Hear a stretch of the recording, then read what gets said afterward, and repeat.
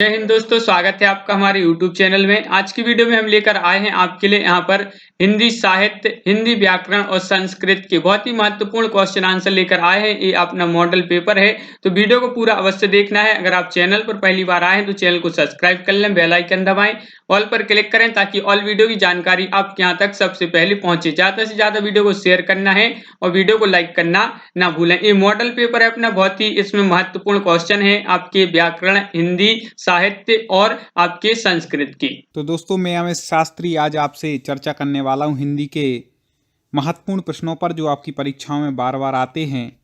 एक क्वेश्चन हमने व्यापम से निकाले हैं जो बहुत महत्वपूर्ण है, पिछली परीक्षाओं में पूछे गए, इसलिए आप इनको पूरा देखें और ध्यान से पढ़ें। चलिए तो शुरुआत करते हैं हिंदी व्याकरण के पहले प्रश्न पर।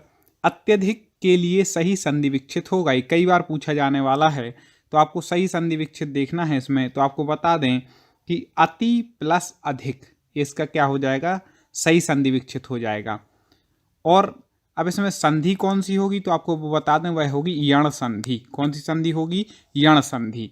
क्योंकि हमने आपको ट्रिक के साथ जब पढ़ाया था तो उसमें बताया था कि किसी या वा रा इसके पहले कोई आधा शब्द होता है तो वहाँ पर यण संधि होती है। ऐसी ट्रिक हम बता चुके हैं, आप चैनल पर जाके वीडियो देख सकते हैं सभी संधियों के लिए। आगे देखें, मंत्रिमंडल का शुद्ध रूप निम्न में से कौन सा है? मंत्रिमंडल किस प्रकार से लिखा जाता है? 4 ऑप्शन हैं, आप भी मेरे बताने से पहले कमेंट में उत्तर दें। देखते हैं सबसे पहले कौन कमेंट करता है और सही उत्तर देता है। तो आपको बता दें कि मंत्रिमंडल सबसे ऊपर जो 1 नंबर है वह सही हो जाएगा। याद रखिएगा, आप यहाँ सुनेंगे, स्क्रीन पर देखेंगे तो आपके दिमाग में छप जाता है और फिर जब आप पेपर देने जाते हैं तो निश्चित ही वह आपसे बनता है। अब देखें अगला जो है, संचय के लिए सही संधि विच्छेद होगा। अब संचय के लिए सही संधि विच्छेद तो आप पहले तो पहचान लें कि यहाँ लगभग जो भी दिए हैं व्यंजन संधि के दिए हैं। तो व्यंजन संधि में आपको हमने ट्रिक में बताई थी कि प्लस के इस तरफ जो होता है वह कैसा होता है, हलंत का चिन्ह लगा होता है। तो ठीक है, और माँ का अनुस्वार हो जाता है तो सम धन चय, ये 3 नंबर इसका उत्तर सही हो जाएगा। क्या हो जाएगा? सम धन चय, संचय। कौन सी संधि? व्यंजन संधि। बिल्कुल याद रखते जाना है आप, बस पूरे वीडियो आप देखते रहें और सुनते जाएं। आप जब पेपर देने जाएंगे तो उम्मीद है कि आप पर जरूर बनेगा। एक बार वीडियो को लाइक जरूर कर देना। चलें, अंगूठा छाप मुहावरे का अर्थ निम्नलिखित विकल्पों में से कौन सा है? अंगूठा छाप सब लोग जानते हैं, निरक्षर, मतलब एक भी अक्षर का ज्ञान नहीं होना, उसको क्या कहते हैं? निरक्षर या अंगूठा छाप। मुहावरे का अर्थ हो जाएगा। अकस्मात का शुद्ध रूप निम्न में से कौन सा होगा? 4 ऑप्शन हैं, बताइए, उत्तर बताइए जल्दी से, कौन कौन सही बताता है। अकस्मात, तो अकस्मात का 1 नंबर ही इसका क्या हो जाएगा? सही हो जाएगा। कभी भी पेपर दें 4 ऑप्शन ध्यान से पढ़ना है। आगे देखें, आग के लिए सही पर्यायवाची वाले शब्दों की पंक्ति को चुनें। आग, तो देखो अग्नि भी ठीक है, अनल ठीक है, ये 2 तो ठीक है। अब आपको ये 2 इसमें भी दिए हैं, इसमें भी दिए हैं, ऐसे अपन को छांटना है। अनिल नहीं है, अनल, याद रखिएगा। अनिल पे मैंने कर दिया। अनिल मतलब होता है वायु, ये हमेशा के लिए क्लियर कर लो, और अनल मतलब होता है आग। ठीक है, अब आपको मान लो याद करना है तो अनिल, किसी का नाम आप याद रखिए, अनिल रखा जाता है कि अनल? अनिल रखा जाता है, क्योंकि वायु होती है, शांत होती है, अच्छी, इसलिए रखा है अनल। अनल मतलब क्या होता है? आग। ऐसे भी रख सकते हैं कि अनल मतलब जिसे बुझाने के लिए नल के पानी की जरूरत पड़े तो वो क्या हो जाएगा? आग। तो अनल आप याद रखिएगा। तो अग्नि हो गया, अनल हो गया। अब तीसरा है पावक। ठीक है, तीसरा क्या है? पावक। तो 3 नंबर इसका उत्तर सही हो जाएगा। देख लेते हैं एक बार। हाँ बिल्कुल ठीक है, पावक मतलब भी क्या होती है? अग्नि। अब एक और यहाँ पर ट्रिक देख लो कि पवन मतलब होती है वायु, याद रखिएगा, पवन मतलब वायु, पावक मतलब अग्नि। ये कुछ ऐसे आ जाते हैं कि व्यक्ति कंफ्यूज हो जाते हैं, तो सारी चीज़ें हम आपको ट्रिक से भी पढ़ाएंगे। आप हमारे चैनल को सब्सक्राइब ना किया हो तो सब्सक्राइब कर लेना, जिससे हर चीज़ की आपको ट्रिक के साथ जैसे अभी बताया ना वैसे ही बिल्कुल रटा देंगे यहीं पढ़ा करके। आप बिल्कुल जुड़े रहें। आवट प्रत्यय से बना शब्द निम्न में से कौन सा है? आवट प्रत्यय किसके शब्द के बाद में लगते हैं? तो आप देखें, आवट तो किस किस में ती है? यहाँ तो है ही नहीं, यहाँ है बट। तो मिल धन आवट, इससे क्या बनेगा? मिलावट। ठीक है, और यहाँ पे आवन टी है, यहाँ पे टी है, तो कोई मतलब ही नहीं। तो आप लास्ट में देख लिया करेंगे तो अपने आप बन जाएगा। ये हम तरीके आपको बताते जाते, क्वेश्चन तो बताते ही, साथ में तरीका बताते हैं कैसे उत्तर निकालना। जिसने तरीका सीख लिया ना, तो कोई क्वेश्चन आप पे बन भी नहीं रहा होगा तो आप सही करके आएंगे गारंटी से। चलिए, कर्कश का निम्न में से कौन सा सही विलोम है? कर्कश मतलब क्या होता है? बेकार, जो अपन नहीं बोलते इनकी वाणी कैसी है, कर्कशता है, तो उसका क्या हो जाएगा? मधुर। कर्कश का क्या हो जाएगा? मधुर, अच्छी, मीठी। इस प्रकार से आप लगा लिया करें कि आपने कहाँ पर शब्द का प्रयोग किया है। हिंदी हमारे डेली बोलने वाली भाषा है, इसमें तो किसी का कोई प्रश्न गलत कभी होना ही नहीं चाहिए। अभी आगे चल के हम आपको एक 200 क्वेश्चन का वीडियो लाने वाले हैं, जिसमें ऐसे 200 क्वेश्चन रहेंगे जो बिल्कुल, उसमें से समझ लें आप हर परीक्षा में 5 से 10 क्वेश्चन तो फंसते ही हैं। तो वो क्वेश्चन हम लेकर के आएंगे। बस आप हमारे वीडियो को लाइक करते जाओ, सब्सक्राइब ना किया हो तो वो कर लें, जिससे एक भी वीडियो आपसे ना चूके, आपकी परफेक्ट तैयारी हो। अगला देखें, अद्भुत रस का स्थायी भाव क्या है? अद्भुत रस का स्थायी भाव अपन को बताना है। तो अद्भुत मतलब, अद्भुत जब कोई चीज़ देखते तो अपन किस में पड़ जाते? विस्मय में। तो अद्भुत का क्या हो जाएगा? विस्मय। ठीक है, ऐसे भी याद रख सकते हैं। आगे देखें, बी उपसर्ग से बना शब्द निम्न में से कौन सा है? बी, तो आपको बता दें बी से क्या बना है। अब ये देख लें, सीधा शब्द के शुरू में जोड़ते हैं उपसर्ग, तो बी किस में दिया? पहले ही में, विराम। ठीक है, वा अलग है, बा अलग है, इसमें बा है, याद रखिएगा। तो 1 नंबर इसका ठीक हो जाएगा। आगे बढ़ते हैं, वेतन के बिना कार्य करने वाले के लिए एक शब्द है, इसको वाक्यांश के लिए एक शब्द बोलते हैं। एक और विशेष बात मैं बताना भूल गया, यदि आप संस्कृत की तैयारी कर रहे हो, संस्कृत पढ़ना चाहते हैं, तो हमारे चैनल पर बहुत सारे वीडियो अपलोड हैं, लगभग 100+ वीडियो संस्कृत के अपलोड हैं, जो आपकी परीक्षाओं के लिए बहुत उपयोगी हैं। संस्कृत के व्याकरण भी है, पेडागोजी भी है, साहित्य भी है, लेखक रचनाएं भी। आप बिल्कुल जाकर के प्लेलिस्ट में जाके जरूर देखें। तो यहाँ पे बता रहे हैं कि वेतन के बिना कार्य करने वाला कैसा होगा? अवैतनिक। ठीक है, इसको इस प्रकार से शुद्ध लिखते हैं, जिसको वेतन नहीं देनी पड़ती वो अवैतनिक। आप भी कमेंट करते जाइए। चलिए आगे बढ़ते हैं, नर नारी में कौन सा समास है? हमने जब इसको समास को पढ़ाया था तो बताया था कि दोनों में जहाँ पर एक से द्वंद्व चल रहा हो, वहाँ पे कौन सा समास है? द्वंद्व। नर नारी, या फिर विलोम हो आपस में, तो वहाँ पर भी क्या होता है? द्वंद्व समास, जैसे नर और नारी। इस प्रकार से आप लगा सकते हैं द्वंद्व समास। अगला है, थोड़ा जानने वाला, थोड़ा मतलब कम जानता है, के लिए एक शब्द हो जाएगा। क्या हो जाएगा? अल्पज्ञ। ठीक है, ज्ञा मतलब जानना और अल्प मतलब कम, तो जो थोड़ा जानता है उसको क्या कहते हैं? अल्पज्ञ। ये 3 नंबर ठीक हो जाएगा इसका उत्तर। ये क्वेश्चन पूछे गए हैं और आगे भी पूछे जाएंगे। ठीक है, आगे देखें, हाथों हाथ में कौन सा समास है? हाथों हाथ, तो यहाँ पे हाथ और हाथ ये हो जाएगा। तो यहाँ पर आप देख लें कि अव्यय शब्द है, तो क्या हो जाएगा? अव्ययी भाव समास हो जाएगा। और देखें, कर्मठ का निम्न में से कौन सा सही विलोम है? अपन कर्मठ का प्रयोग कहाँ पर करते? कोई ये अपन बोलते ना, कर्मठ कार्य करता है, मतलब अच्छा कर्म करने वाला, तो इसका क्या हो जाएगा? निठल्ला, जो कुछ नहीं करता।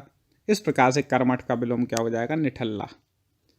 आगे देखते हैं, अलंकार यहाँ पर पूछा गया है कि कौन सा अलंकार है, तो आपको बतलाना है। देखें, बली बली सूखी सुखद, यही रूखी रुख धाम। अब आप देख लें कि पहले ही अलंकार जो पढ़ाते हैं वह कौन सा होता है? अनुप्रास। उसमें क्या होता है? शब्दों की आवृत्ति बार बार होती है। ठीक है, उसमें बार बार आवृत्ति होगी, किसकी? वर्णों की आवृत्ति जहाँ पर बार बार हो। तो यहाँ पर वर्ण देखें, एक बा है, फिर बा है, सा है, फिर सा है, तो इस प्रकार से रा है, फिर रा है, वर्णों की आवृत्ति यहाँ पर क्या हो रही है? बार बार हो रही है, मतलब वही वर्ण आ रहा है, इसलिए कौन सा अलंकार हो जाएगा? अनुप्रास अलंकार हो जाएगा। आगे देखें, और फिर अलंकार फिर पूछे गए हैं, राधा के बर वन सुनी, चौनी चकित सुभाय, दास दुखी मिसरी मुरी, सुधा रही सकुचाय। क्या कह रहे? फिर देखें यहाँ पर, राधा के बा बरवन, ठीक है, चा, फिर शब्दों की आवृत्ति हो रही, दा मा, इस प्रकार से क्या शब्दों की आवृत्ति बार बार हो रही है, इसलिए अनुप्रास अलंकार हो जाएगा। आप इससे लगा सकते हैं, ठीक है। और आप बाकी अलंकारों की यदि परिभाषा जाने तो आप देख लें, इसमें कहीं उपमा दी नहीं गई है, तो ऐसे भी आप लगा सकते हैं कि कौन सा अलंकार हो सकता है। अगला, दुरुपसर्ग से बना शब्द निम्न में से कौन सा है? दुरुपसर्ग, उपसर्ग शब्द के पहले लगते हैं, तो दुर में देखें आप सबसे पहले तो रा कैसा है, हलंत है, तो आधा होना चाहिए जहां पर, तो दुर से क्या बन जाएगा, दुर्भाव, ठीक है। तो ये 4 नंबर इसका सही हो जाए। दुर्भाव मतलब बुरा भाव, बुरा परिणाम, इसको क्या कहते हैं, दुर्भाव कहते हैं। हमें उम्मीद है आपको पसंद आ रहे हैं क्वेश्चन। एक बार लाइक जरूर कर देना दोस्तों, शेयर जरूर करना, जिससे और भी मित्र पढ़ सकें, जुड़ सकें और परीक्षा में सफल हो सकें। आप कमेंट में ये जरूर बताएं आप कौन सी परीक्षा की तैयारी कर रहे हैं, तो हम आपके सिलेबस के अनुसार आपके लिए क्वेश्चन आंसर लाएंगे, विषय। अगला है, बरदंत की पंगत कुंदकली, अधराधर पल्लव खोलन की, चपला चमके घन बीच जगे, छवि मोतिन माल अमूलन की। यहाँ पर रस पूछा गया कि कौन सा रस है, तो आपको रस पहचानने के लिए सबसे पहले तो आप 1-2 बार पढ़ेंगे ना, तो उसको पढ़ने की आपको भाव से ही समझ में आ जाएगा, पढ़ने के तरीके से समझ में आ जाएगा। यहाँ पर देखें आप, बात्सल्य झलक रहा, कैसे क्या कह रहे हैं, नीचे की लाइन देख लें, चपला चमके घन बीच जगे। चपला मतलब जो बिजली होती है, घन मतलब बादलों के बीच में जगती है। छवि मोतिल माला मूलन की, वो कैसी लगती है कि मोतियों की बिल्कुल माला हो, इस प्रकार की लगती है। तो कौन सा भाव प्रकट हो रहा है, वात्सल्य भाव यहाँ पर प्रकट हो रहा है। अगला देखते हैं, पर्यायवाची। कमल के लिए सही पर्यायवाची वाले शब्दों की पंक्ति को चुनें। कमल के लिए, तो कमल के लिए सबसे पहले तो यहाँ पर 4, संजीव तो होता ही नहीं, तो राजीव होता है एक, तो ठीक है, और दूसरा होता है नीरज।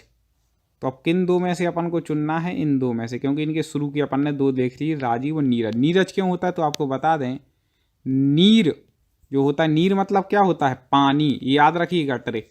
और जा मतलब जन्म लेने वाला या उत्पन्न होने वाला, तो जो पानी में जो उत्पन्न होता है वह क्या है, नीरज। तो कमल कहाँ पर होता है, पानी में, ठीक है, तो नीरज तो ये हो गया। अब अगला सरोद है और सरोज है। अब जा मतलब हमने क्या बता दिया, उत्पन्न होने वाला, तो सर, ठीक है, या सरो तो क्या होता है, सरोवर, तो सरोवर में जा मतलब जन्म लेने वाला, तो क्या हो जाएगा, सरोज हो जाएगा। तो इस प्रकार से आप लगा सकते हैं, राजीव नीरज, क्योंकि नीर में उत्पन्न होता है, सरोज मतलब सरोवर में कमल खिलता है, इसलिए। इस प्रकार से आप ट्रिक के साथ, हम जितने भी विषय आपको पढ़ाते हैं सारे ट्रिक के साथ पढ़ाते हैं। आप जिस भी एग्जाम की तैयारी कर रहे हो हमारे चैनल से जुड़े रहें, आगे भी हम ऐसे और वीडियो आपके लिए लाएंगे। निम्नलिखित में से कौन भास द्वारा रचित नाटक नहीं है? नहीं पूछा है यहाँ पर, तो कौन सा नहीं है, तो नहीं में आपका यहाँ पर जो सही आंसर होगा वह है आपका विकल्प नंबर 1, यानी कि मृच्छकटिकम आपका राइट आंसर है। विकल्प नंबर 1 सही आंसर है। यह भास द्वारा रचित जो है नाटक नहीं है। यह जो रचना है यह किसकी है, शूद्रक की है। शूद्रक, याद रखना, शूद्रक जी की रचना है। अगला क्वेश्चन क्या है, अगला क्वेश्चन देख लें। यहाँ पर देखिए, रंगमंच पर पर्दे के पीछे का स्थान क्या कहलाता है? क्वेश्चन नंबर 57 आंसर बनता है, तो आप कमेंट में आंसर जरूर बताया करें क्या होगा इसका सही आंसर। आखिरी में बताना कितने क्वेश्चन आपसे सही बने हैं यहाँ पर। तो रंगमंच पर पर्दे के पीछे का स्थान क्या कहलाता है, यह बताना है। क्वेश्चन नंबर 57 का राइट आंसर आपका यहाँ पर सही आंसर है विकल्प नंबर सी, नेपथ्य। नेपथ्य आपका यहाँ पर जो सही आंसर है, नेपथ्य है जो है कहलाता है रंगमंच के पर्दे के पीछे का स्थान नेपथ्य। अगला क्वेश्चन क्या है, तो अगला क्वेश्चन यहाँ पर क्वेश्चन नंबर है आपका यहाँ पर 58। क्या है देखिए, उपमा, पद लालित्य और अर्थ गौरव की दृष्टि से एक साथ तीनों गुणों से युक्त कौन सा संस्कृत कवि प्रसिद्ध है? तो प्रसिद्ध है वह कौन है संस्कृत कवि, आपके लिए यहाँ पर बताना है। कालिदास है, दंडी है, भारवी है या माघ है? तो ये आपके यहाँ पर 4 विकल्प दिए गए हैं। क्वेश्चन नंबर है आपका यहाँ पर 58, और 58 का जो सही आंसर है आपका यहाँ पर वह बताना है। 58 का सही आंसर क्या है, तो आपका सही आंसर विकल्प नंबर डी, यानी कि माघ। यूपी पीजीटी में यह क्वेश्चन पूछा गया है 2010 में, और माघ आपका सही आंसर है। उपमा, पद लालित्य और अर्थ गौरव, इन तीनों गुणों से युक्त संस्कृत कवि माघ मानी जाती हैं। अगला क्वेश्चन क्या है, अगला क्वेश्चन यहाँ पर क्या है तो देख लें, ये है आपका अगला क्वेश्चन। कालिदास ने सुलभ कोपो महर्षि किसे कहा है? तो किसे कहा है यह बताना। क्वेश्चन नंबर 59 का सही आंसर, यहाँ पर 59 का सही आंसर क्या होगा? दुर्वासा को, या वशिष्ठ को, या परशुराम को, या विश्वामित्र को। क्वेश्चन नंबर 59 और 4 विकल्प आपके यहाँ पर दिए गए हैं। कालिदास ने सुलभ कोपो महर्षि कहा है, तो किसे कहा गया है? किसको कहा है इन्होंने? दुर्वासा। दुर्वासा विकल्प नंबर 1 आपका सही आंसर है। बिल्कुल सही आंसर है दुर्वासा। देखिए मतलब यहाँ पर जो है इस दुर्वासा सुलभ कोपो महर्षि, इसका जो अर्थ है यह है कि यह अति क्रोधी दुर्वासा। कालिदास ने यह उक्ति अभिज्ञान शकुंतलम के चतुर्थ अंक में कही है। अगला क्वेश्चन क्या है तो क्वेश्चन नंबर यहाँ पर 60 दिया गया है। क्वेश्चन नंबर 60, अभिज्ञान शकुंतलम नाटक के लेखक का नाम बताइए। देखिए यहाँ पर अभी पढ़ा है, और अभिज्ञान शकुंतलम जो नाटक है यह किसका है? नाटक है, यह याद रखिए अभिज्ञान शकुंतलम, और यह है किसका? विकल्प नंबर आपका सी यहाँ पर राइट आंसर है, कालिदास। ये भी आपका क्वेश्चन 2011 में पीजीटी यूपी पीजीटी में पूछा गया है, तो यह याद रखिए अभिज्ञान शकुंतलम जो नाटक है यह है जो किसका? कालिदास जी का है यहाँ पर। देखिए और जो किरातार्जुनीयम है यह भारवी का है, अभिज्ञान शकुंतलम कालिदास जी का है, और स्वप्रभा प्रभासव दत्ता जो है यह भास का है, और उत्तर रामचरितम यह जो है भवभूति का है। अगला क्वेश्चन यहाँ पे इनमें से कौन सा नाटक भास का नहीं है? नहीं पूछा है तो नहीं कौन सा है यहाँ पर नहीं बताना है, तो नहीं में आपका आ जाएगा मालविकाग्नि मित्रम। मालविकाग्नि मित्रम आपका यहाँ पर विकल्प नंबर जो डी है वह आपका यहाँ पर सही आंसर है।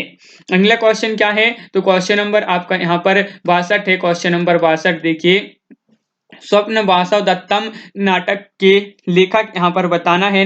इस नाटक के लेखक कौन है? 4 विकल्प हैं और इसके लेखक बताइए। कालिदास हैं, भास हैं, व्यास हैं, या भभूति हैं। तो ये 4 विकल्प दिए गए हैं, और आपका यहाँ पर सही आंसर है क्वेश्चन नंबर 62 का राइट आंसर है भास। विकल्प नंबर आपका यहाँ पर बी राइट आंसर होगा, भास यहाँ पर आपका सही आंसर है। बिल्कुल सही, विकल्प नंबर बी आपका सही आंसर है। अगला क्वेश्चन क्या है? अगला क्वेश्चन देख लें यहाँ पर। अगला क्वेश्चन यहाँ पर पूछा गया है, भारवी की माता जी का नाम क्या था? तो भारवी की माता का नाम बताना है यहाँ पर। तो सुशीला, सुनीता, गीता, मीता, ये 4 विकल्प दिए गए हैं। क्वेश्चन नंबर है 63, और 63 का जो सही आंसर है आपका, क्वेश्चन नंबर 63 का राइट आंसर है यहाँ पर। क्या है क्वेश्चन नंबर 63 का सही आंसर? तो आपका सही आंसर है विकल्प नंबर 1 यानी कि सुशीला। सुशीला इनकी माता जी का नाम था। भारवी जी की जो माता थी इनका नाम था सुशीला। विकल्प नंबर 1 आपका राइट आंसर है। अगला क्वेश्चन क्या है? अगला क्वेश्चन देख लेते हैं। श्री हर्ष के पिता जी का नाम बताना है। श्री हर्ष के पिता का नाम बताइए यहाँ पर क्या था? तो क्वेश्चन नंबर है आपका यहाँ पर 64, और 64 का जो सही आंसर है आपका, 64 का जो सही आंसर है, 64 का सही आंसर विकल्प नंबर आपका क्या होगा राइट आंसर? देखिए यहाँ पर जो है स्टार दिया है यहाँ पर स्टार। तो इनके जो पिताजी का वह नाम था, तो इनके पिताजी का नाम हरि था, हीर था। यहाँ पर देखिए इनमें से मतलब कोई नहीं, यहाँ पर हरि लिखा है। देखिए यहाँ पर पढ़ लेते थोड़ी सा। श्री हर्ष का समय 12वीं शताब्दी के आसपास था। इनके पिता का नाम हीर, देखिए यहाँ पर हरि दिया है, तो हरि यहाँ पर हीर कहीं नहीं दिया है, तो स्टार लगा है आपका यहाँ पर उत्तर में। तो इनके पिताजी का जो नाम था वह हीर था, और माता जी का नाम अगर पूछा जाए तो माँ मल्य देवी इनकी माता जी का नाम था। अगला क्वेश्चन क्या है? अगला क्वेश्चन, किस कवि की वाणी नारिकेल फल के समान है? किस कवि की वाणी है यह बताना है। क्वेश्चन नंबर 65 का सही आंसर, किस कवि की वाणी नारिकेल फल के समान है? तो आपका सही आंसर है 65 का यहाँ पर विकल्प नंबर डी यानी कि भारवी। भारवी आपका यहाँ पर सही आंसर है, भारवी विकल्प नंबर डी यहाँ पर सही आंसर, बिल्कुल सही, विकल्प नंबर डी आपका सही आंसर है। अगला क्वेश्चन क्या है? तो क्वेश्चन नंबर है आपका यहाँ पर 66 व क्वेश्चन है, भगवान राम के जीवन से संबंधित नाटक है, तो भगवान राम के जीवन से संबंधित नाटक कौन सा है? क्वेश्चन नंबर 66 का सही आंसर बताना है। क्वेश्चन नंबर 66 का सही आंसर यहाँ पर क्या है? और 66 का सही आंसर है विकल्प नंबर बी यानी कि महावीर चरित्र। महावीर चरित्र आपका यहाँ पर सही आंसर है। महावीर चरित्र जो है भगवान राम के जीवन से संबंधित नाटक है। अगला क्वेश्चन क्या है? देखिए महावीर चरित्र जो है यह भवभूति द्वारा रचित है, महावीर चरित्र, और नाटक है भगवान राम के जीवन से संबंधित है, याद रखिए।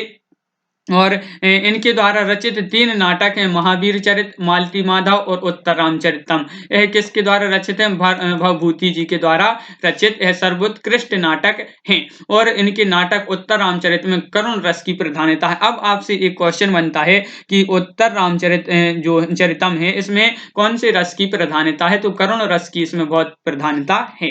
अगला क्वेश्चन है, रघुवंश महाकाव्य में सर्ग हैं, तो रघुवंश महाकाव्य में सर्ग कितने हैं यह बताना है। तो आपका यहाँ पर सही आंसर है 67 का सही आंसर है। क्या है 67 का राइट आंसर? तो आपका सही आंसर है 19 आपका यहाँ पर विकल्प नंबर बी राइट आंसर होगा। विकल्प नंबर बी यहाँ पर जिन्होंने बताया है उनका यहाँ पर सही आंसर है। रघुवंश महाकाव्य में 19 सर्ग हैं। इसमें राजा दिलीप से लेकर राजा अग्निहर्ष तक के इक्ष्वाकु वंशीय राजाओं का इसमें वर्णन किया गया है।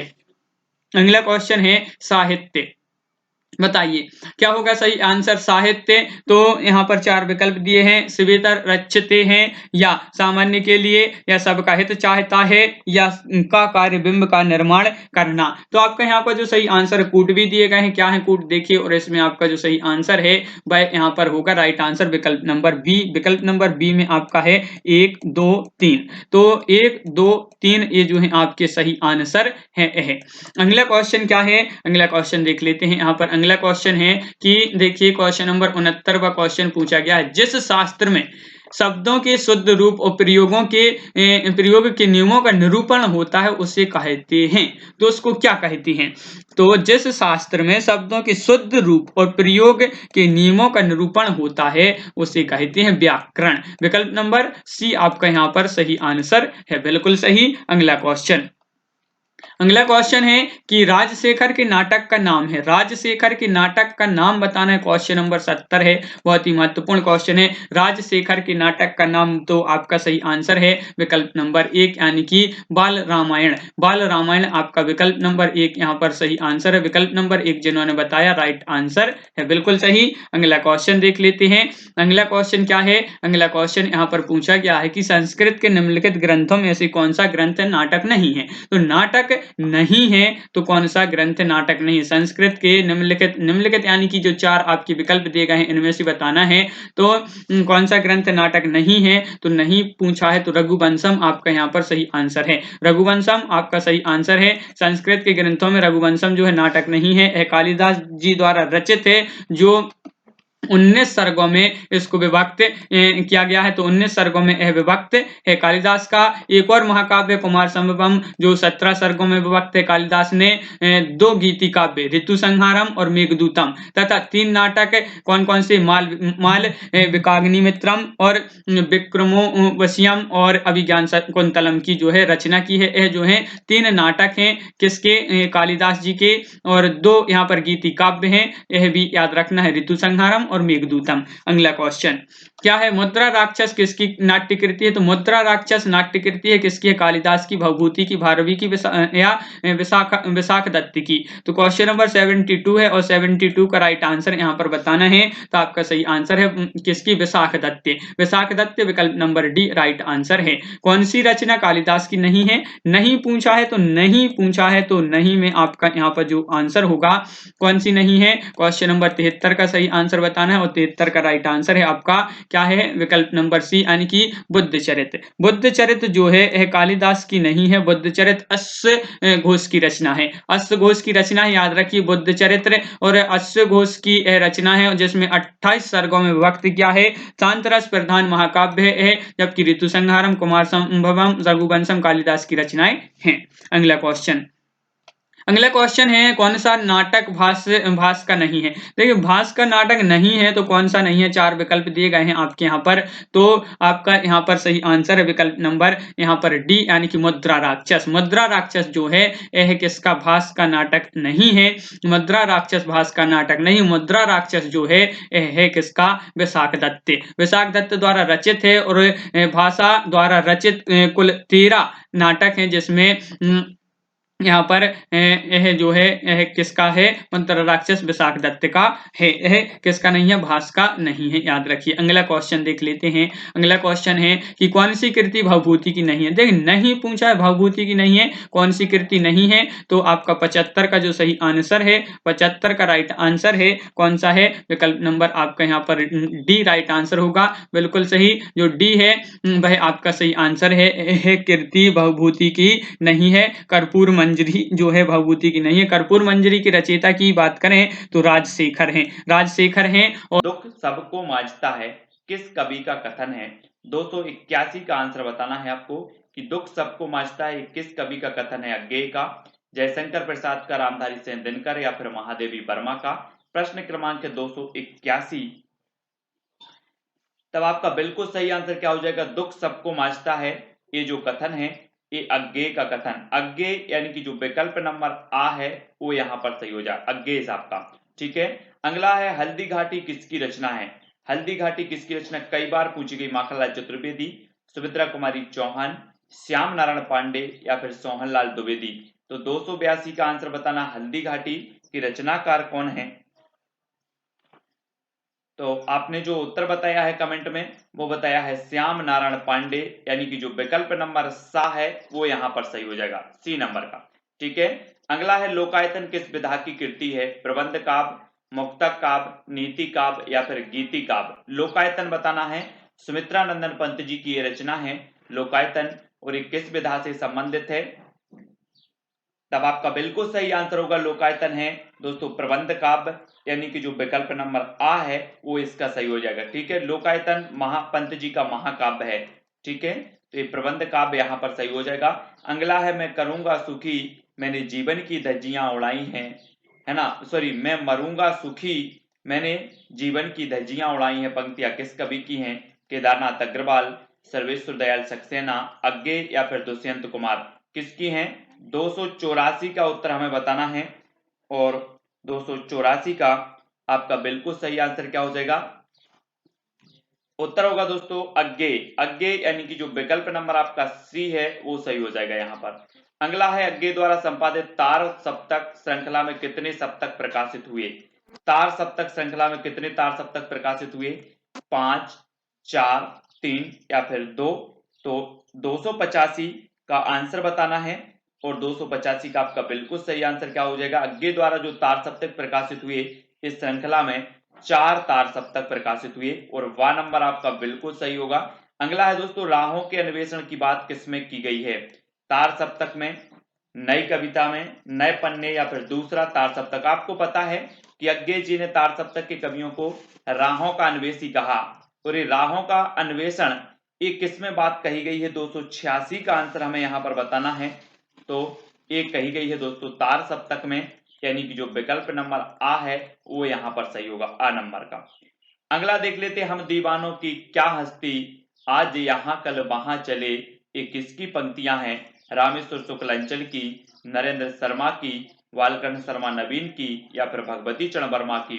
हम दीवानों की क्या हस्ती आज यहाँ कल वहां चले, ये जो पंक्तियां हैं 287 का आपका बिल्कुल सही आंसर होगा भगवती चरण वर्मा, यानी कि जो डी नंबर है वो यहाँ पर डी नंबर सही हो जाएगा। अगला देख लेते हैं ताप के ताए हुए दिन। ताप के ताए हुए दिन की रचना है, किसकी रचना है?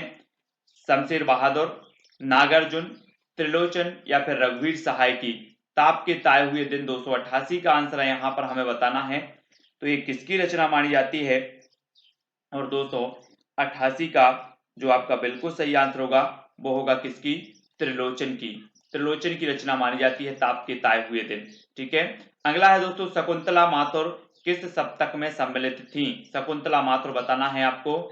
तो तार सप्तक में, दूसरा तार सप्तक, तीसरा या फिर चौथा, किस तार सप्तक की में शामिल थी शकुंतला माथुर? तो आपको बताना है हरि भवानी शकुन करे शेर नरे रघु धर्म करे। तो 289 का उत्तर जल्दी से बताना है, 89 का उत्तर क्या हो जाएगा? तो बिल्कुल सही आंसर होगा आपका क्या? दूसरा तार सप्तक है ना, शेर हरि भवानी शकुन करे शेर नरे रघु धर्म करे, ये इसका कोड है दूसरा तार सप्तक के कवियों का। जब मैंने आप दूसरा जो तार सप्तक आपको पढ़ाया था उसमें आपको मैंने पूरी ट्रिक बताई थी, वो वीडियो आप जरूर देख लेना। किस कवि को एक भारतीय आत्मा कहा जाता है? 290 का प्रश्न है, आसान है, सरल है, जल्दी से उत्तर बताने वाला है। किस कवि को एक भारतीय आत्मा कहा जाता है? तब आपका 290 का बिल्कुल सही आंसर होगा माखनलाल चतुर्वेदी। आ नंबर आपका सही हो जाएगा। ठीक है, नेक्स्ट है, मुक्त छंद की प्रथम कविता किस कवि ने रची? मुक्त छंद की प्रथम कविता किस कवि ने रची? अज्ञे ने, निराला, पंत या फिर महादेवी वर्मा ने? मुक्त छंद की प्रथम कविता बताना है। 291 का आंसर आपका क्या हो जाएगा? तो सभी को पता है कि जूही की कली ये छंद मुक्त रचना मानी जाती है, मुक्त छंद रचना मानी जाती है, निराला जी की प्रथम रचना। 12 नंबर यहां पर सही हो जाएगा। ठीक है, आधुनिक हिंदी कविता में किस कविता को बैठे ठाणे का धंधा कहा है? तो किस कविता को कहा है? नई कविता, हालावाद, प्रयोगवाद या फिर छायावाद? आधुनिक हिंदी कविता में किस कविता को बैठे ठाणे का धंधा कहा है? 292 का आंसर बताना है। तो वो किसे कहा है? आंसर हो जाएगा दोस्तों आपका प्रयोगवाद को कहा है, यानी कि जो सा नंबर है वो बिल्कुल सही हो जाए। अगला क्वेश्चन है दोस्तों, समरस थे जड़ या चेतन, सुंदर साकार बना था, चेतनता एक बिलसती आनंद अखंड घना था। एक पंक्तियां जयशंकर प्रसाद की किस काव्य कृति से है? लहर, झरना, कामायनी या फिर आंसू? तो किस काव्य कृति से है? प्रश्न क्रमांक 293 और 293 का आपका बिल्कुल सही आंसर क्या होगा? समरस थे जड़ या चेतन, सुंदर साकार बना था, चेतनता एक बिलसती आनंद अखंड घना था। ये आपका बिल्कुल सही आंसर होगा कामायनी। और कामायनी में आपको पता है कितने सर्ग हैं? 15 सर्ग हैं। कामायनी महाकाव्य है, किसका है? जयशंकर प्रसाद का। 1935 इसका रचना काल माना जाता है। अगला है, नई कविता के प्रतिमान पुस्तक के लेखक कौन है? कई बार पूछा गया है नई कविता के प्रतिमान। नामवार से लक्ष्मीकांत वर्मा, जगदीश गुप्त या फिर अज्ञे जी? तो 294 का जो आपका राइट आंसर होगा, नई कविता के जो प्रतिमान है वो किसकी है? ये है लक्ष्मीकांत वर्मा की। ठीक है, लक्ष्मी नई नई आती है, नई नई लक्ष्मी आती जाती है, तो लक्ष्मीकांत वर्मा आपका बिल्कुल सही होगा। नई कविता के प्रतिमान और कविता के नए प्रतिमान ये नामवार से की होगी। कविता के नए प्रतिमान नामवार से हैं और नई कविता के प्रतिमान लक्ष्मीकांत वर्मा। ठीक है, कई बार कंफ्यूज होता है इस रचना में। सूर्यकांत त्रिपाठी निराला की बहुचर्चित व्यंग्य प्रधान कविता कौन सी है? तो बताना है आपको, व्यंग्य प्रधान जो रचना है वो कौन सी है? कुकुरमुत्ता, परिमल, अनामिका या फिर अर्चना? 295 का आंसर हमें यहाँ पर बताना है। और राइट जो आपका उत्तर हो जाएगा दोस्तों वो हो जाएगा कुकुरमुत्ता। कुकुरमुत्ता आपका यहाँ पर बिल्कुल सही है, व्यंग्य प्रधान बहुचर्चित रचना मानी जाती है निराला जी की। अगला है, शिवमंगल से सुमन किस युग के कवि हैं? छायावाद, प्रगतिवाद, प्रयोगवाद या फिर द्विवेदी युग? तो प्रश्न क्रमांक है 296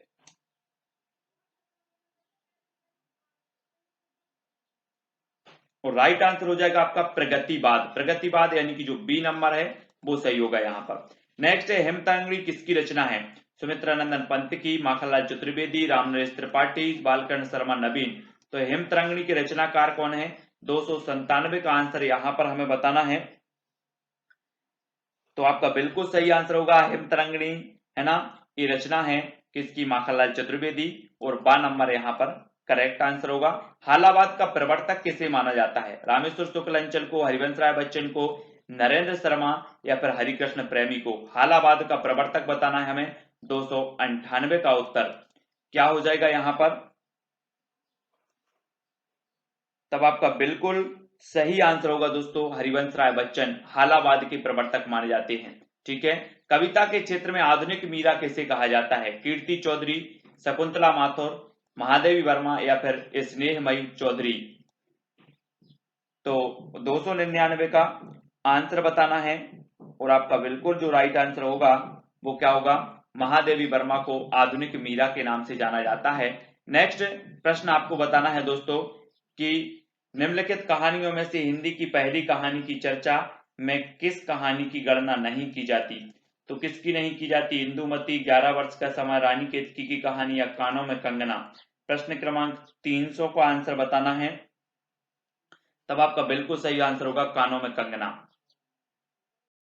ठीक है, कानों में कंगना डी नंबर आपका सही हो जाएगा। अगला है दोस्तों, आचार्य रामचंद्र शुक्ल की कहानी 11 वर्ष का समय पहले किस पत्रिका में प्रकाशित हुई थी? 301 का उत्तर बताना है चांद में, सरस्वती में, माधुरी में या कवि वचन सुधा में। आचार्य रामचंद्र शुक्ल की कहानी 11 वर्ष का समय पहले किस पत्रिका में प्रकाशित हुई थी? और प्रश्न क्रमांक 301 का उत्तर हो जाएगा वी, यानी कि सरस्वती पत्रिका में। ठीक है, सरस्वती पत्रिका। अगला है दोस्तों, आधुनिक हिंदी को प्रथम मौलिक कहानी लेखिका किसे माना जाता है? आधुनिक हिंदी की प्रथम मौलिक कहानी लेखिका किसे माना जाता है? प्रश्न क्रमांक 302, बंग महिला को, उषा देवी मित्र को, होम देवी को या फिर तारा पांडे को आधुनिक हिंदी की प्रथम मौलिक कहानी लेखिका माना जाता है? तो वो माना जाता है वंग महिला, यानी कि जो विकल्प नंबर आ है वो यहाँ पर सही होगा। ठीक है, हिंदी कहानी में यथार्थवादी परंपरा की नींव किसने डाली? यथार्थवादी परंपरा की बताना यशपाल, जैनेन्द्र कुमार, प्रेमचंद या फिर भीष्म साहनी ने हिंदी कहानी में यथार्थवाद परंपरा की जो नींव डाली वो किसने डाली? प्रश्न क्रमांक है 303 और 303 का आपका बिल्कुल सही आंसर होगा प्रेमचंद, यानी कि जो सा नंबर है वो आपका यहाँ पर सही होगा। अगला क्वेश्चन देख लेते हैं दोस्तों, ताई कहानी का लेखक कौन है? ताई कहानी का लेखक यहाँ पर बताना है। तब आपका राइट आंसर क्या हो जाएगा? ताई कहानी के लेखक कौन है? सुदर्शन, आचार्य चतुर्सेन, विश्वम्बर नाथ शर्मा कौशिक या फिर विनोद शंकर व्यास। ताई कहानी के बताना है। प्रश्न क्रमांक है 304 और 304 का उत्तर आपका बिल्कुल सही होगा। ताई कहानी के लेखक हैं विश्वम्बर नाथ शर्मा कौशिक। ठीक है, सा नंबर आपका सही होगा। अगला है दोस्तों, मानसरोवर नामक पुस्तक के विभिन्न खंडों में किस साहित्यकार की कहानियां संकलित है? मानसरोवर नामक पुस्तक के विभिन्न खंडों में बताना है। प्रश्न क्रमांक 305 और 305 का उत्तर बताना जयशंकर प्रसाद, प्रेमचंद, भगवती चरण वर्मा या पांडे वेचन शर्मा उग्र। तो 305 का आपका जो बिल्कुल करेक्ट आंसर होगा वो हो जाएगा बा, यानी कि प्रेमचंद। मानसरोवर नामक पुस्तक के विभिन्न खंडों में किस साहित्यकार की कहानियां संकलित हैं? तो प्रेमचंद की हैं, वी नंबर। नेक्स्ट देखते हैं, इन कथा लेखिकाओं में हिंदी की कथा लेखिका कौन है? आशा पूर्णा देवी, होमवती देवी, महाश्वेता देवी या फिर कमला दास। इन कथा लेखिकाओं में हिंदी की कथा लेखिका कौन है? प्रश्न क्रमांक 306 का उत्तर यहाँ पर बताना है और आपका बिल्कुल सही आंसर होगा होमवती देवी। होमवती देवी, यानी कि आपका बिल्कुल सही हो जाएगा बी नंबर। अगला है दोस्तों, माधवराव सप्रे की किस कहानी की चर्चा हिंदी की पहली कहानी के संदर्भ में की जाती है? तो माधवराव सप्रे की कौन सी कहानी है जो हिंदी की पहली कहानी के रूप में इसकी चर्चा की जाती है? तो जल्दी से बताएं, 4 विकल्प हैं। तो आपने पढ़ा है, मैंने विस्तृत रूप से जब पढ़ाया था, टोकरी भर मिट्टी, ये माधवराव सप्रे जी की कहानी है ना, और हिंदी की पहली कहानियों में इसकी चर्चा की जाती है। तो आ नंबर आपका बिल्कुल सही होगा। अगला है दोस्तों, निम्नलिखित पंक्तियां जयशंकर प्रसाद की किस कहानी की प्रारंभिक पंक्तियां हैं? तो बंदी क्या है सोने दो, मुक्त होना चाहते हो अभी नहीं, निद्रा खुलने पर चुप रहो। तो ये पंक्ति जो है किस कहानी की है आपको बताना है। पुरस्कार, आंधी, इंद्रजाल या फिर आकाशदीप, किसकी हैं?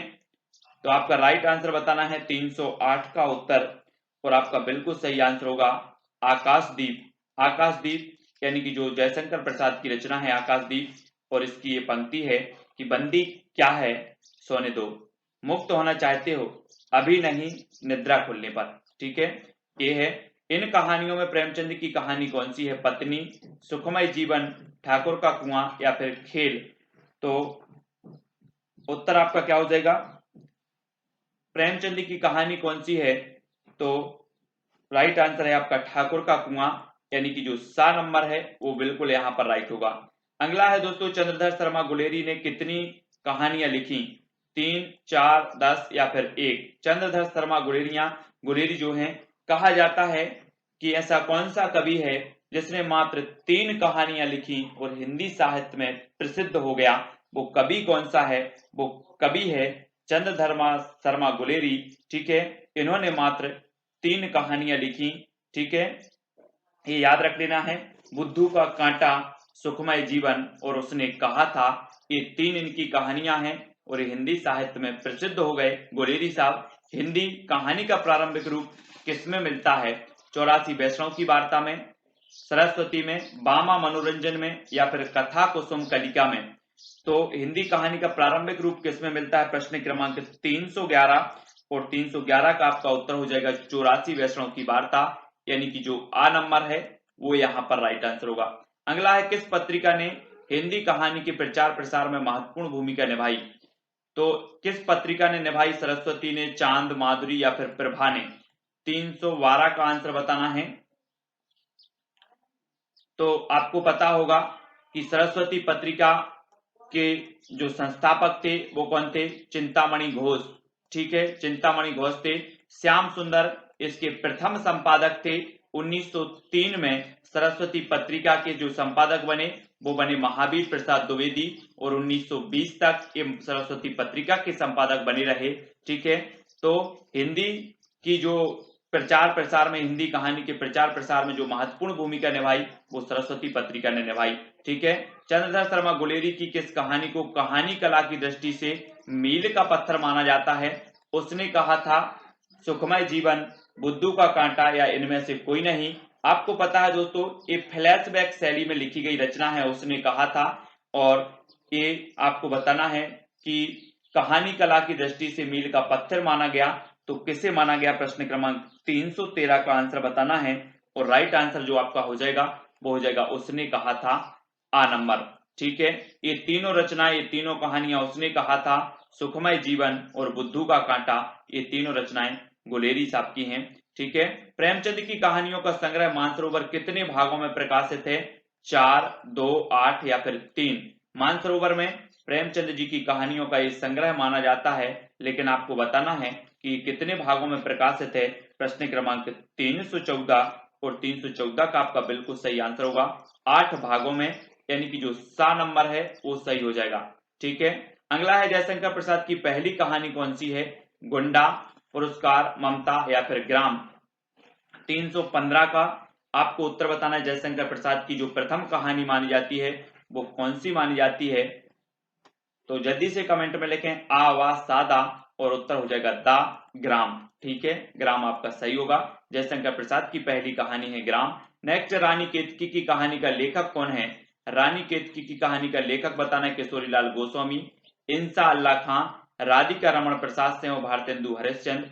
316 का उत्तर रानी केतकी की कहानी के जो रचयिता हैं वो है कौन?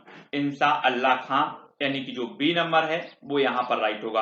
अगला है दुलाई वाली कहानी किस लेखिका की लिखी हुई है? दुलाई वाली कहानी बंग महिला, शिवरानी देवी, उषा देवी या फिर तारा पांडे? 317 का आंसर दुलाई वाली बताना है। 317 का आपका बिल्कुल राइट आंसर होगा बंग महिला। बंग महिला यानी कि जो विकल्प नंबर आ है वो इसका सही हो जाएगा। ठीक है दोस्तों, राजा निर्वतिया कहानी का लेखक कौन है? मोहन राकेश, कमलेश्वर, यशपाल या फिर फणीश्वरनाथ रेणु? राजा निर्वतिया कहानी का लेखक बताना है। प्रश्न क्रमांक 318 और 318 का जो आपका बिल्कुल सही आंसर होगा वो क्या हो जाएगा? वो हो जाएगा दोस्तों कमलेश्वर। राजा निर्वतिया कहानी के लेखक है कमलेश्वर। ठीक है, प्रेमचंद का वास्तविक नाम क्या था? आपको बताना है प्रेमचंद का वास्तविक नाम अमृत राय, धनपत राय, श्रीपत राय और ललित राय। तो प्रेमचंद जी का जो वास्तविक नाम था 319 का आपका आंसर हो जाएगा बी, यानी कि धनपत राय इनका वास्तविक नाम था। जब इनकी सोजे वतन एक इनकी रचना थी, अंग्रेज सरकार ने इनकी सोजे वतन रचना को जब्त कर लिया। फिर जमाना पत्रिका के संपादक थे दया नारायण निगम, और इन्होंने जो है धनपत राय को प्रेमचंद नाम दिया, प्रेमचंद। ठीक है, और ये प्रेमचंद उपनाम से लिखने लगे, तब से इनका नाम प्रेमचंद चल गया। ठीक है, तो प्रेमचंद जी का वास्तविक नाम था धनपत राय, इनको जो उपनाम दिया वो जमाना पत्रिका के दया नारायण निगम साहब ने दिया। ठीक है, याद रखना है बंग महिला का वास्तविक नाम क्या था? राजेंद्र बाला घोष, रजनी वाला घोष, रजनीकांता घोष या फिर राम प्यारी घोष? प्रश्न क्रमांक 320 बंग महिला का जो वास्तविक नाम था वो क्या था? तो वो था दोस्तों राजेंद्र बाला घोष, यानी कि जो आ नंबर है वो यहाँ पर सही होगा आ नंबर। ठीक है, हिंदी कहानी संदर्भ और प्रकृति पुस्तक का लेखक कौन है? हिंदी कहानी संदर्भ और प्रकृति पुस्तक के लेखक बताना है इंद्रनाथ मदान, अज्ञे, देवी शंकर अवस्थी या फिर राजेंद्र यादव? 321 का आंसर बताना है और 321 का आपका बिल्कुल सही आंसर होगा देवी शंकर अवस्थी। सा विकल्प आपका बिल्कुल सही होगा। अगला है साहब, प्रथम विश्व युद्ध पर आधारित कहानी कौन सी है?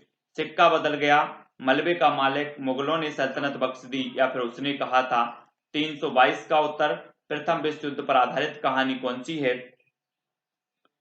तो आपका बिल्कुल सही आंसर होगा, वो कहानी है दोस्तों उसने कहा था, चंद्रधर शर्मा गुलेरी। ये प्रथम विश्व युद्ध पर आधारित कहानी है, बहुत बढ़िया कहानी है, फ्लैशबैक शैली में लिखी गई है, आप जरूर एक बार पढ़ना। प्रेमचंद का जन्म कहाँ हुआ था? प्रेमचंद का जन्म बताना है आपको।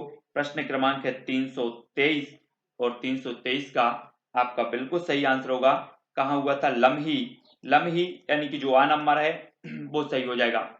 नेक्स्ट है, प्रसिद्ध कहानी कफन का लेखक कौन है? कफन का लेखक बताना है प्रेमचंद, यशपाल, श्रीलाल शुक्ल, या फिर भीष्म साहनी। 324 का आंसर बताना है कफन का लेखक कौन है? तो वो है प्रेमचंद।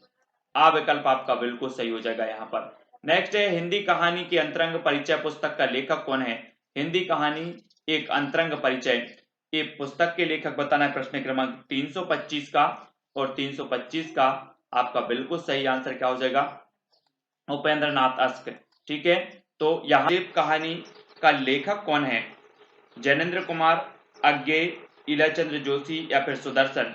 पाजेब कहानी का लेखक बताना है आपको कौन है? 326 का आंसर, तब आपका बिल्कुल सही आंसर क्या हो जाएगा? जैनेन्द्र कुमार। पाजेब कहानी के जो लेखक हैं वो है जैनेन्द्र कुमार। आ नंबर आपका बिल्कुल यहाँ पर सही होगा। अगला है दोस्तों, ऐतिहासिक पृष्ठभूमि पर किस रचनाकार ने कहानियां लिखी? तो ऐतिहासिक पृष्ठभूमि पर बताना है जैनेन्द्र कुमार जी ने, जयशंकर प्रसाद ने, राधिका रमण प्रसाद सिंह ने, या फिर प्रेमचंद ने। तो ऐतिहासिक पृष्ठभूमि पर किस रचनाकार ने कहानियां लिखी हैं? प्रश्न क्रमांक 327 का उत्तर बताना है और आपका बिल्कुल सही आंसर होगा क्या? जयशंकर प्रसाद, यानी कि जो बी नंबर है वो यहां पर सही होगा।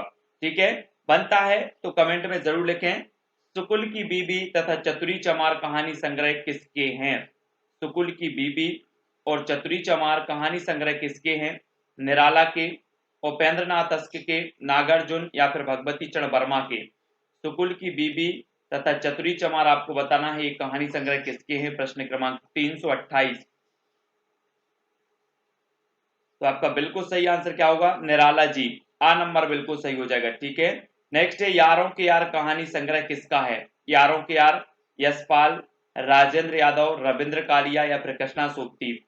तो यारों के यार कहानी संग्रह किसका है? प्रश्न क्रमांक 329 का आंसर बताना है। तो आपका राइट आंसर हो जाएगा कृष्णा सोबती, यानी कि जो दा नंबर है वो बिल्कुल सही हो जाएगा। इनकी कहानी संग्रह है यारों के यार। ठीक है, अगला क्वेश्चन, इन कहानियों में से कौन सी कहानी नई कहानी आंदोलन की उपज नहीं है? तो कौन सी कहानी नई कहानी आंदोलन की उपज नहीं है? बादलों के घेरे, राग बिराग, रस प्रिया, या फिर पंच परमेश्वर। प्रश्न क्रमांक 330 का उत्तर हमें बताना है। तो नई आंदोलन की जो उपज नहीं है वो कौन सी नहीं है? पंच परमेश्वर। पंच परमेश्वर यानी कि जो दा नंबर है वो बिल्कुल सही हो जाएगा यहाँ पर। अगला है दोस्तों, किस काल की कहानियां मध्यकालीन प्रेम कथाओं, लोक कथाओं तथा स्वप्न कथाओं पर आधारित थी? तो किस काल की थी? प्रेमचंद युगीन, प्रेमचंदोत्तर, प्रेमचंद पूर्व, या फिर नवलेखन काल। तो किस काल की थी? प्रश्न क्रमांक 331 का उत्तर हमें बताना है,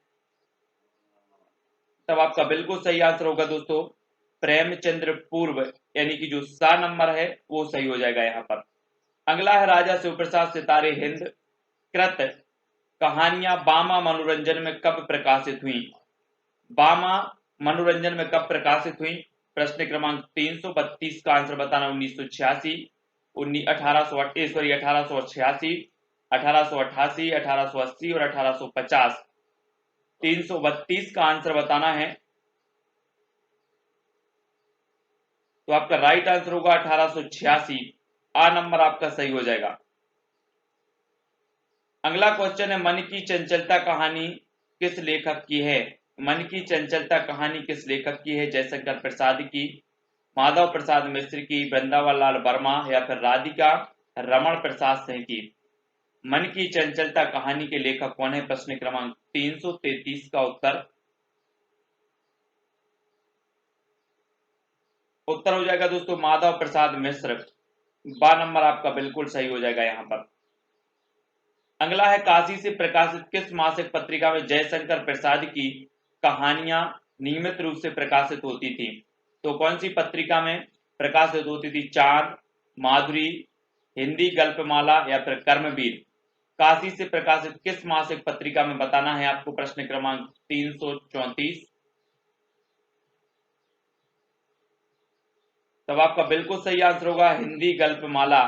हिंदी गल्पमाला यानी कि जो सा नंबर है वो यहाँ पर राइट आंसर होगा। अगला है दोस्तों दो बांके कहानी किसकी है? दो बांके कहानी किसकी है? विष्णु प्रभाकर, कमलेश्वर, भगवती चरण वर्मा या फिर कृष्णा सोबती? 335 का आंसर बताना। दो बांके ये कहानी किसकी है? तो आपका राइट आंसर होगा भगवती चरण वर्मा, यानी कि जो विकल्प नंबर आपका सा है वो सही हो जाएगा, भगवती चरण वर्मा। ठीक है। अगला है दोस्तों किस कहानीकार ने कहानी को गमले में लगा फूल का पौधा बताया? किस कहानीकार ने कहानी को गमले में लगा फूल का पौधा बताया? चंद्र शर्मा गुलेरी ने, जयशंकर प्रसाद, किशोरी लाल गोस्वामी या फिर प्रेमचंद? तो प्रश्न क्रमांक 336 का उत्तर हमें बताना है। तब आपका बिल्कुल सही आंसर क्या हो जाएगा? प्रेमचंद। प्रेमचंद यानी कि जो दा नंबर है, इन्होंने कहानी को गमले में लगा फूल का पौधा बताया है। किसने? प्रेमचंद जी ने। नेक्स्ट बात करते हैं दोस्तों 1909 ईस्वी में वृंदावन लाल वर्मा ने कौन सी कहानी लिखकर ऐतिहासिक कहानियों की परंपरा को जन्म दिया? एक क्वेश्चन तो यही से बनता है कि ऐतिहासिक कहानियों की परंपरा को जन्म किसने दिया? तो वृंदावन लाल वर्मा ने दिया। और इन्होंने कौन सी कहानी लिखकर ऐतिहासिक परंपरा को जन्म दिया? तो आंसर हो जाएगा दोस्तों राखी बंद भाई, यानी कि जो विकल्प नंबर आ है वो यहाँ पर राखी बंद भाई सही हो जाएगा। बिखरे मोती और उन्मादनी में किस कथा लेखिका की कहानियां संग्रहित है? बिखरे मोती और उन्मादनी में बताना है शिवरानी देवी, उषा देवी मित्रा, सुमित्रा कुमारी चौहान या फिर होमवती देवी? तो बिखरे मोती और उन्मादनी में किस कथा लेखिका की कहानियां संग्रहित हैं? प्रश्न क्रमांक 338। राइट आंसर होगा दोस्तों सुमित्रा कुमारी चौहान, यानी कि जो सा नंबर है वो सही हो जाएगा, सुमित्रा कुमारी चौहान। ठीक है। अगला है दोस्तों प्रेमचंद की कहानियों के 3 दौर में कौन सा दौर सम्मिलित नहीं है? आदर्शवाद, आदर्शोन्मुख, यथार्थवाद, यथार्थवाद या व्यक्तिवाद? प्रेमचंद की कहानियों के 3 दौर में कौन सा दौर सम्मिलित नहीं है? तो कौन सा दौर सम्मिलित नहीं है? 339 का आंसर यहां पर बताना है। तो वो नहीं है दोस्तों व्यक्तिवाद, यानी कि दा नंबर आपका यहां पर सही होगा। अगला है लहना सह, सूबेदारनी, वजीरा सह किस विख्यात कहानी के पात्र हैं? उसने कहा था, तुमने क्यों कहा कि मैं सुंदर हूं, पठार का धीरज, खंडहर की आत्माएं? 340 का उत्तर हमें यहां पर बताना है कि लहना से, सूबेदारनी तथा वजीरा से किस विख्यात कहानी के पात्र हैं? तब आपका बिल्कुल सही जो आंसर हो जाएगा दोस्तों वो क्या हो जाएगा? प्रश्न क्रमांक 340 का उसने कहा था, है ना, चंद्रधर शर्मा गुलेरी की फ्लैशबैक शैली में लिखी गई ये कहानी है, उसने कहा था। अगला है जयशंकर प्रसाद की कहानी ग्राम पहले किस पत्रिका में प्रकाशित हुई? सरस्वती, इंदु, प्रभा या फिर सुदर्शन? तो किस पत्रिका में प्रकाशित हुई? प्रश्न क्रमांक 341 और राइट आंसर होगा इंदु। बा नंबर आपका बिल्कुल सही हो जाएगा। अगला है दोस्तों कहानी संग्रह इंद्रजाल किस लेखक का है? इंद्रजाल बताना किस लेखक का है? प्रेमचंद का, जयशंकर प्रसाद, चतुर्सेन शास्त्री या फिर राय कृष्णदास? तो इंद्रजाल किसका है? जयशंकर प्रसाद जी का। बी नंबर आपका यहां पर सही हो जाएगा। अगला है अपना अपना भाग्य कहानी का लेखक कौन है? अपना अपना भाग्य कहानी का लेखक बताना है विष्णु प्रभाकर, शेखर जोशी, जैनेन्द्र कुमार या फिर भगवती चरण वर्मा? अपना अपना भाग्य कहानी का लेखक बताना है प्रश्न क्रमांक 343। और आपका उत्तर होगा जैनेन्द्र कुमार, यानी कि जो सा नंबर है वो सही हो जाएगा, जैनेन्द्र कुमार। ठीक है, अगला है ए लड़की कहानी किस लेखक की है? राजेंद्र यादव की, कृष्णा सोपती की, राजी सेठ की या मृदुला गर्ग की? ए लड़की कहानी किस लेखक की है? प्रश्न क्रमांक 344 और उत्तर किसकी हो जाएगा? कृष्णा सोपती। लाल पान की बेगम और तीसरी कहानी, कहानियों का लेखक बताना है तो कौन है? लाल पान की बेगम और तीसरी कहानियों के जो लेखक हैं वो फणीसुनाथ रेणु, यानी कि जो आ नंबर है वो यहां पर सही होगा। फैंस के इधर उधर कहानी संग्रह किसका है? फैंस के इधर उधर, दूधनाथ सिंह का, ज्ञान रंजन, भीष्म सानी या फिर मार्कंडे? फैंस के इधर उधर कहानी संग्रह किसका है? प्रश्न क्रमांक 346 और आपका बिल्कुल सही आंसर होगा बी, यानी कि ज्ञान रंजन का। किसका है? ज्ञान रंजन, बी नंबर सही होगा। अगला है दोस्तों, हिंदी कहानी पहचान और परख पुस्तक का लेखक कौन है? हिंदी कहानी पहचान और परख पुस्तक के लेखक कौन है? भैरव प्रसाद गुप्त, इंदुनाथ मदान, कमलेश्वर या फिर गोविंद मिश्र? हिंदी कहानी पहचान और परख पुस्तक के लेखक बताना है। प्रश्न क्रमांक 347 तो आपका बिल्कुल सही आंसर होगा इंदुनाथ मदान। ठीक है, वाह नंबर। अगला है, प्रेमचंद ने लगभग कितनी कहानियां लिखी? 100 से अधिक, 500 से अधिक, 300 से अधिक या फिर 1000 से अधिक? 348 का उत्तर बताना है और राइट आंसर होगा 300 से अधिक, यानी कि जो सा नंबर है वो सही हो जाएगा। अगला देख लेते हैं, आजादी के बाद हिंदी कहानी का पहला पड़ाव किस आंदोलन के रूप में आया? आजादी के बाद हिंदी कहानी का पहला जो पड़ाव है वो किस आंदोलन के रूप में आया? आ कहानी, नई कहानी, सजग कहानी या फिर सचेतन कहानी? प्रश्न क्रमांक 349 का उत्तर बताना है, तब आपका बिल्कुल सही आंसर होगा नई कहानी, यानी कि जो बा नंबर है वो यहां पर सही है, बी नंबर। डिप्टी कलेक्टरी कहानी का लेखक कौन है? डिप्टी कलेक्टरी कहानी का लेखक बताना है, अमरकांत हैं, अमृत राय है, कमलेश्वर है या फिर भैरव प्रसाद गुप्त हैं? 350 का उत्तर हमें बताना है। डिप्टी कलेक्टरी कहानी के जो लेखक हैं वो है अमरकांत, यानी कि जो आ नंबर है वो यहाँ आ नंबर बिल्कुल सही होगा, अमरकांत। अगला है दोस्तों, देश के बंटवारे की त्रासदी पर आधारित कहानी कौन सी है? देश के बंटवारे की त्रासदी पर आधारित कहानी कौन सी है? सिक्का बदल गया, कफन, चीफ की दावत या फिर वापसी?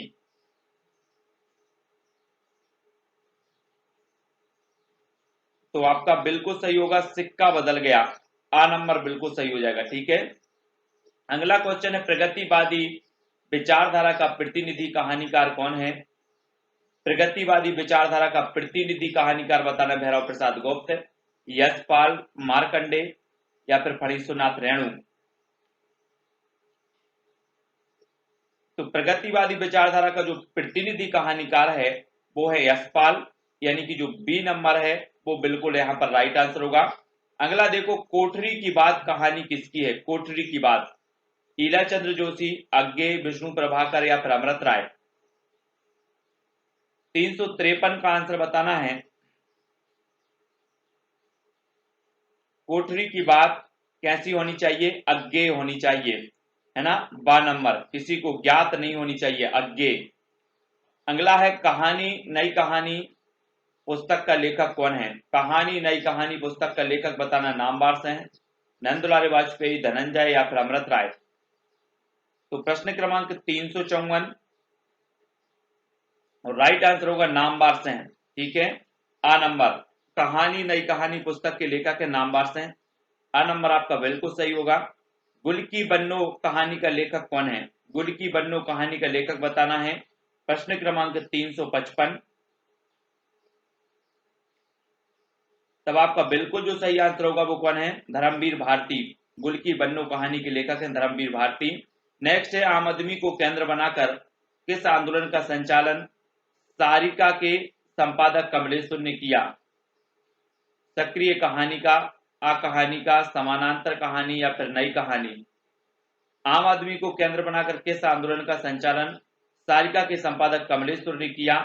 प्रश्न क्रमांक 356 का आंसर बताना है।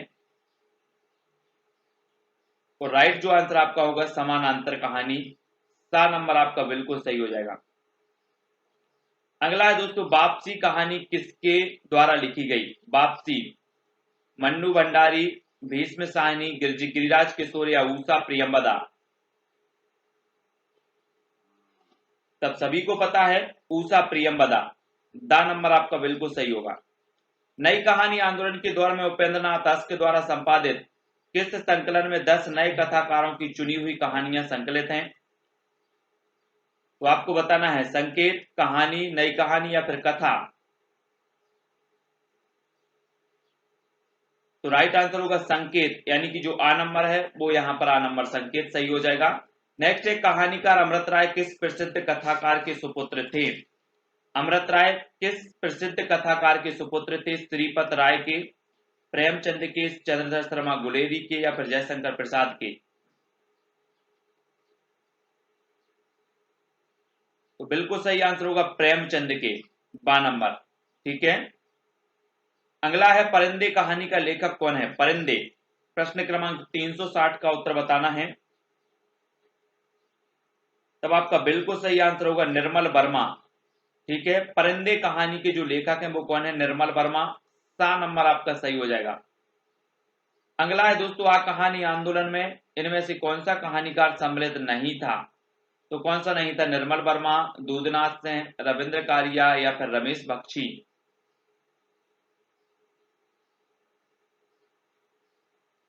तब आपका बिल्कुल सही आंसर होगा निर्मल वर्मा। आ कहानी आंदोलन इनमें से कौन सा कहानीकार सम्मिलित नहीं था? तो नहीं था, तो कौन सा नहीं था? निर्मल वर्मा। नई कहानी की शुरुआत लगभग कब से मानी जाती है? नई कहानी की 1941, 1942, 1950 या 1960? नई कहानी की शुरुआत कब से मानी जाती है? प्रश्न क्रमांक 362।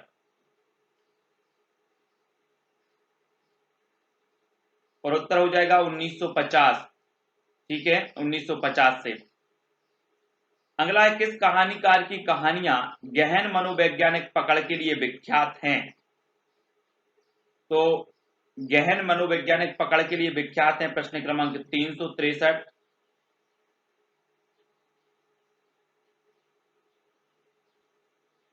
तो आपका राइट आंसर क्या हो जाएगा? गहन मनोवैज्ञानिक पकड़ के लिए विख्यात हैं, तो वो कहानीकार है प्रेमचंद, दा नंबर। अगला क्वेश्चन है साहब, धरती अब भी घूम रही है कहानी के लेखक कौन है? पांडे बेचन शर्मा उग्र, भगवती चरण वर्मा, अज्ञे या फिर विष्णु प्रभाकर? तो धरती अब भी घूम रही है कहानी के जो लेखक हैं वो है विष्णु प्रभाकर, दा नंबर आपका यहां पर सही होगा। नेक्स्ट है, 3 निगाहों की एक तस्वीर कहानी संग्रह किसका है? 365 का आंसर बताना है। 3 निगाहों की एक तस्वीर कहानी संग्रह किसका है? मन्नू भंडारी का, कृष्णा सोपती, उषा प्रियंवदा या फिर शिवानी का? तब आपका बिल्कुल सही आंसर होगा मन्नू भंडारी, यानी कि जो आ विकल्प है वो बिल्कुल सही हो जाएगा। डाची कहानी का लेखक कौन है? डाची, हरिशंकर परसाई, जयशंकर प्रसाद, उपेंद्र नाथ अश्क या फिर रांगे राघव? आंसर होगा उपेंद्र नाथ अश्क, यानी कि जो सा नंबर है वो सही हो जाएगा। डाची कहानी के लेखक है उपेंद्र नाथ अश्क। नई कहानी की भूमिका पुस्तक का लेखक कौन है? नई कहानी की भूमिका, रामदरस मिश्र, कमलेश्वर, देवी शंकर अवस्थी या फिर इंद्रनाथ मदान? उत्तर हो जाएगा कमलेश्वर, वा नंबर। अगला दोस्तों, कहानी पत्रिका का प्रकाशन कब शुरू हुआ? कहानी पत्रिका का प्रकाशन बताना है 1955, 1950, 1956 या 1957? तब आपका बिल्कुल सही आंसर होगा 1955, आ नंबर। ठीक है, अगला है दोस्तों, हंसा जाई अकेला कहानी संग्रह किस लेखक का है? मोहन राकेश, शेखर जोशी, कमलेश्वर या फिर मार्कंडे? तो हंसा जाई अकेला एक कहानी है मार्कंडे साहब की, दा नंबर आपका बिल्कुल सही होगा। बंद गली का आखिरी मकान कहानी किसकी है? प्रश्न क्रमांक 370, बंद गली का आखिरी मकान की जो कहानी है दोस्तों, प्रश्न क्रमांक 370 का आपका बिल्कुल सही आंसर होगा धर्मवीर भारती। ठीक है, सभी लोग वीडियो को लाइक करें, वीडियो को शेयर करना है। आज का वीडियो बस यहीं तक। और सभी लोग फेसबुक से जुड़ने के लिए सुमित जैन सर्च करें, इंस्टाग्राम से जुड़ने के लिए Sumit Jain self study classes, Telegram से जुड़ने के लिए IAS स्टडी ट्रेड, ठीक है, सर्च करें, वीडियो को लाइक करें, अपने मित्रों तक शेयर करें। आज के वीडियो के लिए दोस्तों बस इतना ही। ये सीरीज निरंतर चलती रहेगी, बने रहें। जय हिंद।